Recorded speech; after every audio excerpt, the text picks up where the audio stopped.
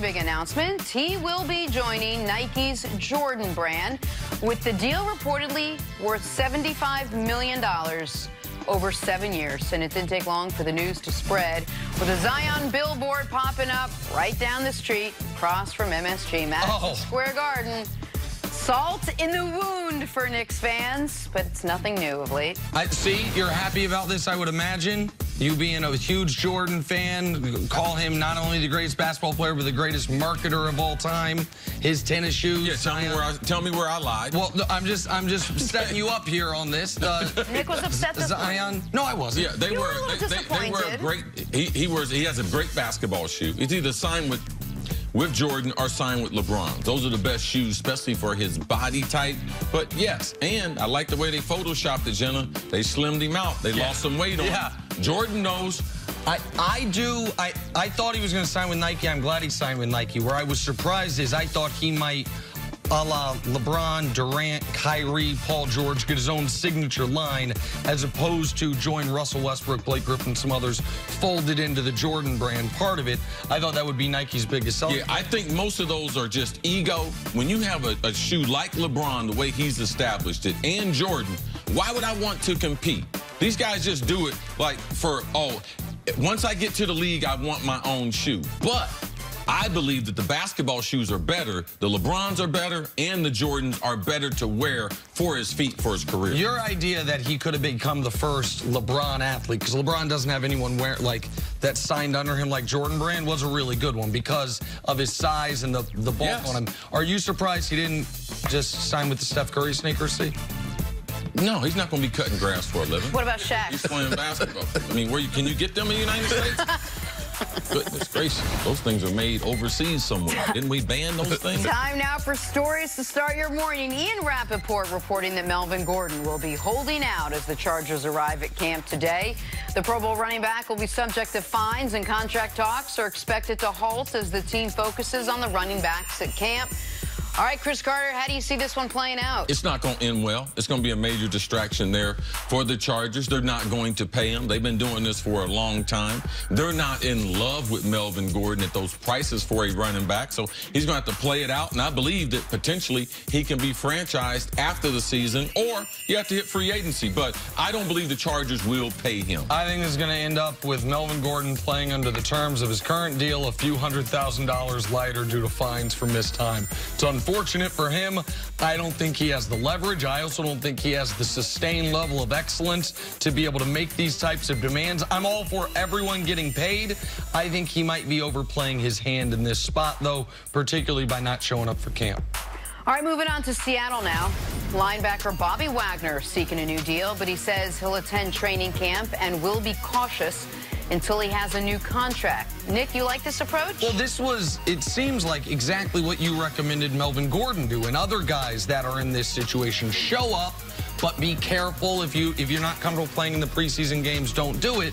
This is the route you would recommend guys take in this spot, correct? Well, only if you're Bobby Wagner now. Bobby Wagner is a special football player. Now, there are not two linebackers in this league middle that are better than him. For years, he's been underrated, running that defense, also running that locker room with all those personalities. He's the last one to get paid, and he's been the most dependable defender since he's been the starting linebacker for the Seahawks. The other people, they're not as good.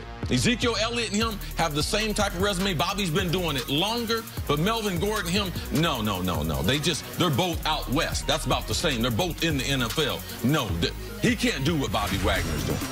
All right, finally, Dallas got some great news yesterday. All-Pro center Travis Frederick is expected to be back in 2019. Frederick missed all of last year dealing with an immune system disorder.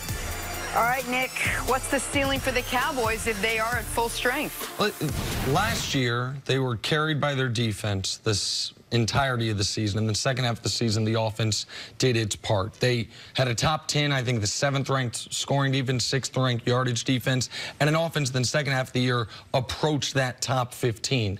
If you get that level of offensive production to go along with where they were defensively, that second half of the season level, there's no reason this team can't be in the NFC Championship game, somewhere they haven't been in 20 seasons. There's no reason they can't, for the first time since the mid-90s, which is unbelievable, win playoff games in back-to-back years. Like, this is the year for the Cowboys. They have a superstar running back. They have a very good wide receiver. They have a quarterback that, while limited, does not kill you and can make big plays in big spots. With Travis Frederick back, they should get back to being who they had been the previous few years, which is the best offensive line, or certainly a top 3 offensive line in football, and they've spent the money on the defense. So at full strength, with Zeke in the fold, with Travis Frederick back, with Dak not playing like he did the first half of last year, this Cowboys team should be in the discussion for one of the 2 or 3 best teams in the NFC, which means you're right there to potentially get past the divisional round, which they haven't done in nearly 25 years, and have it be a game away from a Super Bowl. To me, I don't think they're a Super Bowl champion team, but could they be one of the teams playing in the second to last weekend of the year? Absolutely, if it all falls right and they have all those guys in the fold. With Travis Frederick coming back, it's something specifically healthy. He's the best center in football, and not just a blocker. His overall athleticism, I would say him and the center for New England are 1 and 2. So what does it allow them to do? They struggled last year in the red zone.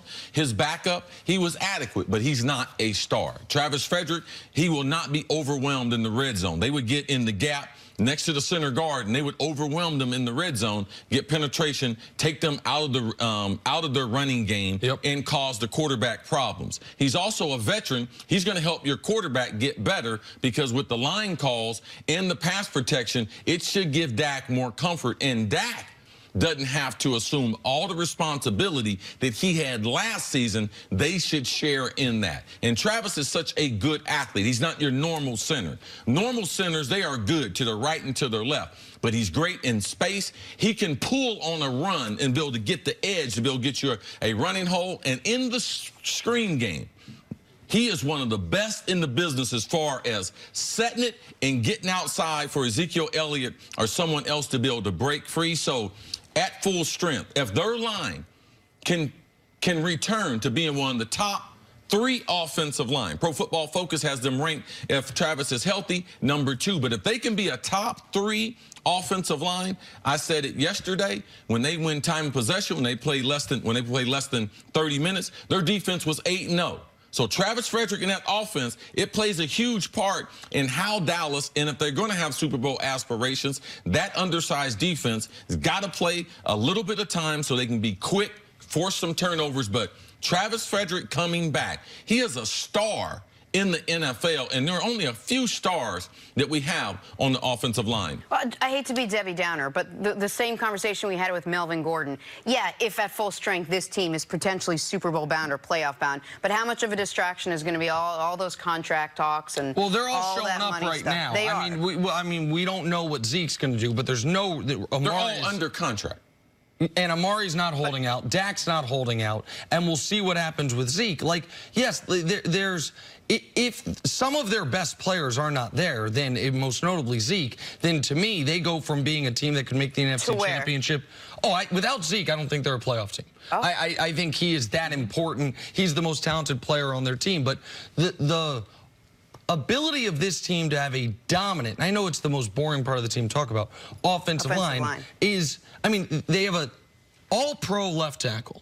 They spent a second-round pick last year on their left guard, Connor Williams. Travis Frederick's the best center in football, or was before he missed a year. Zach Martin was in the discussion for the best guard in football. And the right tackle, Lyle Collins, is going to make a lot of money by either the Cowboys next offseason or somebody else. He had an odd draft situation, made him fall to where he was available with the Cowboys.